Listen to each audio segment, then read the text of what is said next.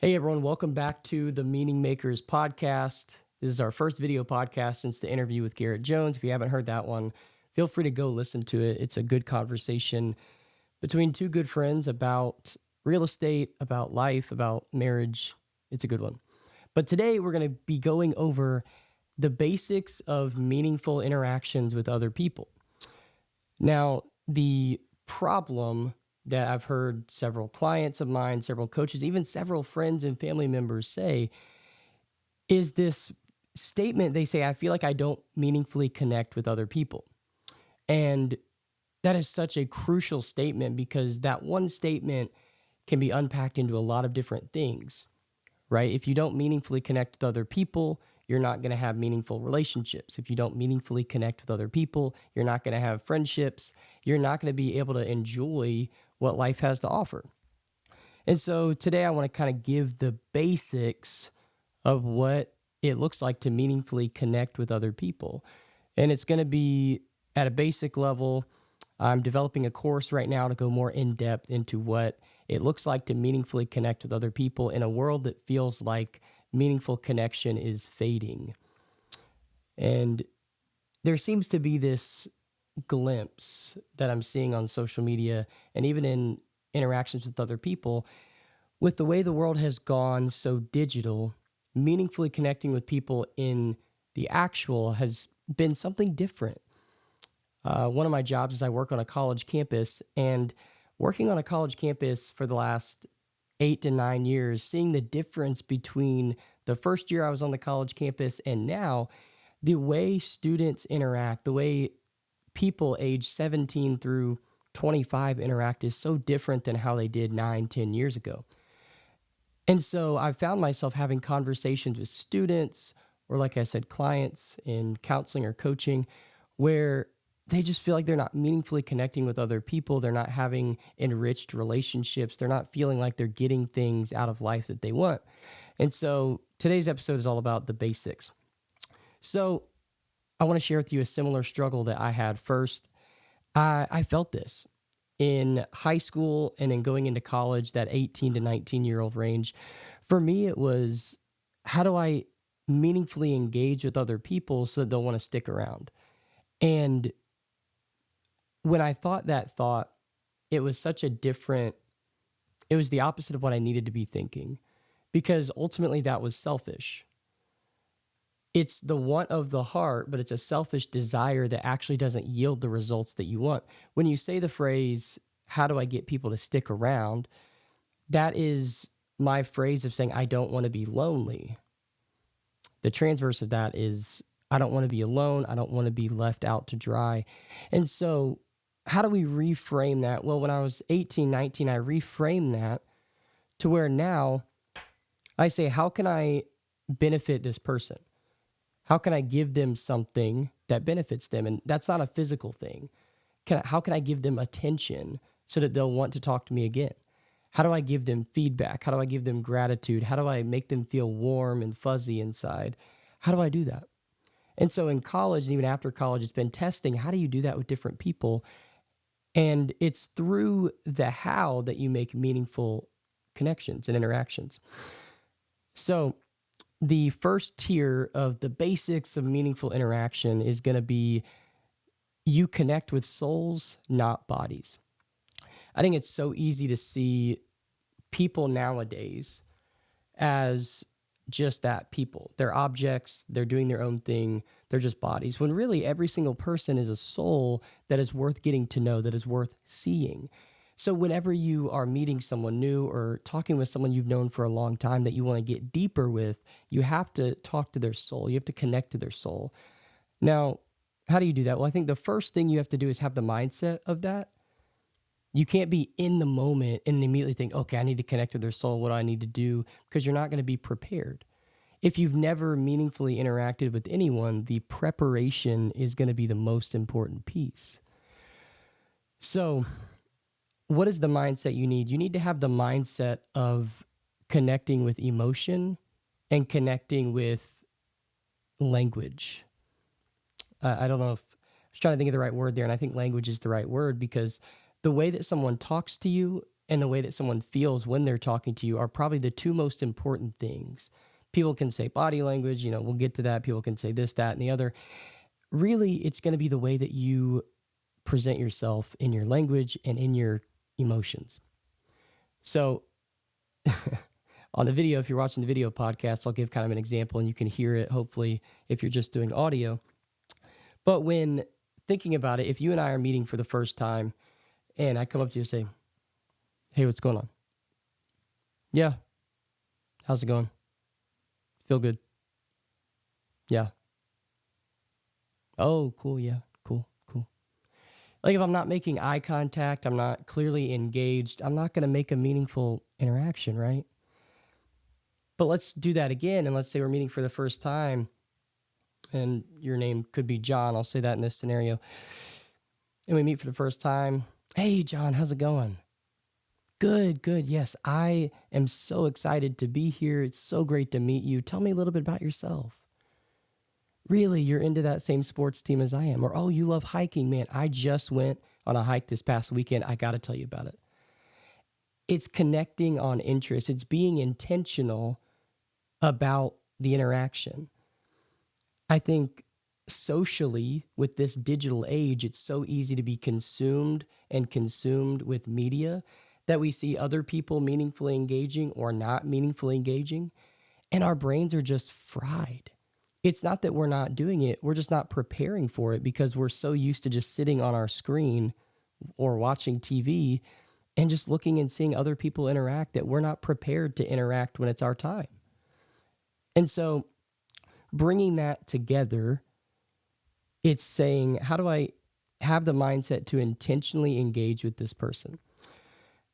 Tier number 2, it's, again, going into that a little bit different, but when you begin to talk to someone, have a genuine interest in them, but do it through conversation threading. This is a term I heard probably 6 months ago, and conversation threading is kind of what I did there. So instead of someone saying, hey, how are you? Be good. Where are you from? Instead of just saying Nashville, you can say that, well, first off, just saying the place doesn't give that person really much to go off of. They can go off assumptions. They can maybe ask follow-up questions. But if you want to have a meaningful interaction, your answers need to steer the other person in the direction of the meaningful interaction you want to go in, right? So if you know that you want to talk about something because it'll get the conversation lively, have your answer go into that. Give the person you're talking to and interacting with so much information that there's bound to be something in there they'll connect with. So going back to that, let's say you and I are having a conversation, you ask me where I'm from. And instead of me just saying Nashville, I'll say, well, I currently live in Nashville, but I've lived in Indiana, I've lived in Mississippi, I've even gone overseas and lived for a few months in several different places. But one thing I love about Nashville is just the culture there is growing, and it's such a big city now. And when I first moved there, it wasn't. So I've loved to see it grow and change. And obviously, country music is a big deal in Nashville. But yeah, where are you from? And so a lot of that may not seem like it's necessary in the conversation, but now you have so many different things to go off of. Music, country music specifically. Abroad. Okay, you lived abroad. Where did you live? Oh, Indiana. How long did you live there? Mississippi. How long did you live there? Oh, Nashville is growing. How was it different when you were there the first time? Like, how much has it grown? So right there, you've just threaded so many different conversation points that whatever that person is interested in, they can sneak it in as well. And that really provides this genuine interest in getting over the hump of small talk and getting into the conversation, right? That feels awkward the first time you do it because you feel like you're oversharing or that person may not want to know all of that. When in reality, that person probably doesn't want to small talk either. And so you conversation threading already eliminates the small talk and gives you so much of a web to now actually be able to have meaningful interaction with. And now that person walks away, not just knowing your name and where you're from, but actually saying, wow, like that person has been in Nashville for 9 years and he's seen it do this and he lived in London and he lived in Australia. And now I know so much about that person and it's meaningful.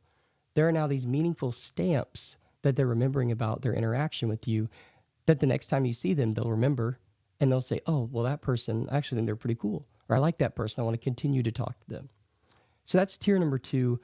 And tier number 3, to really drive the meaningfulness of the conversation, is don't let it be the last one.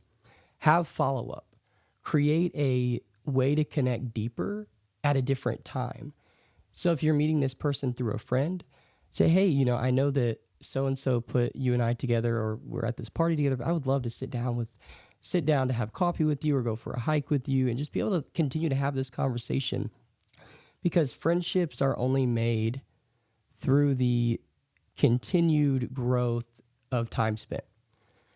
And so when you're continuing to spend time with them and you plan for a follow-up, that automatically makes the conversation more meaningful, because you're telling the person, right?